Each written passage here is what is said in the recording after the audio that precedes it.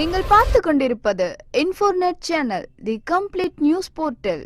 Corona அச்சுறுத்தல்களுக்கு மத்தியில் வடகொரிய அதிபர் கிம் ஜாங் உன் எங்கே என்ற கேள்வி உலக நாடுகளை கவனத்தில் இருக்குது. அதே நேரம் வடகொரியா மாபெரும் இறுதிச் சடங்கிற்கு ரெடியாகி வருவதாகவும் ஒரு தகவல் இருக்கு. உண்மையில் என்ன நடக்குது வடகொரியாவில்? கிம் ஜாங் உன் நோய்வாய்ப்பட்டு இறுதிப்படுக்கையில் இருப்பதா உலகம் முழுவதும் செய்திகள் பரவினால் கூட வடகொரியா இன்னும் அதை ஒத்துக்கலை. கடைசியாக கிம் ஜாங் உன் கடந்த ஏப்ரல் 11 வெளியே வந்தார். அதற்கு பின்னாடி அவர் எங்கேயுமே பார்க்கல. இதனால தான் இந்த சந்தேகம் அதிகரிக்க தொடங்கி இருக்கு. அரசு சார்பாக நடந்த எந்த விழாவிலையும் அவர் கலந்துக்கிறல.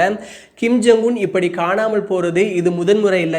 இதற்கு முன்னாடி ஒரு முறை கிம் ஜாங் உன் காணாமல் போனாரு. 2014 தான். சுமார் 6 வாரங்கள் கிம் ஜாங் உன் எங்கேயுமே கண்ணுக்கு தென்படவே இல்லை. சரியா சொல்லணும் அப்படின்னா 2014 செப்டம்பர் 3 இருந்து அக்டோபர் 14 வரை அவர் எங்க போனாரு அப்படிங்கிற தகவல் இன்னைக்கு வரைக்கும் தெரியல.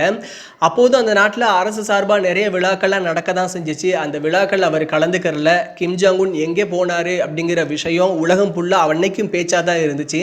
இதே வேளையில் 2014 கிம் ஜாங் உன் காணாமல் போனதுக்கும் இன்னைக்கு 2020 கிம் ஜாங் உன் காணாமல் போனதுக்கும் ஒரே ஒரு ஒற்றுமை இருக்கு. என்ன அப்படின்னா 2014 ஆப்பிரிக்காவில் எபோலோ அப்படிங்கிற ஒரு வைரஸ் பரவ ஆரம்பிச்சிச்சு.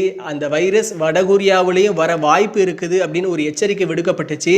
ஸோ அப்போதான் கிம் ஜாங் உன் காணாமல் போனாரு. தற்போது அதே போல உலகம் முழுக்க கொரோனா பரவி வருகிற நிலையில திடீர்னு காணாமல் போயிருக்காரு. ஒருவேளை ஸ்டே ஹோம் ஸ்டே சேஃப்ங்கிற மந்திரத்தை கடைபிடிக்கிறாரோ என்னவோ.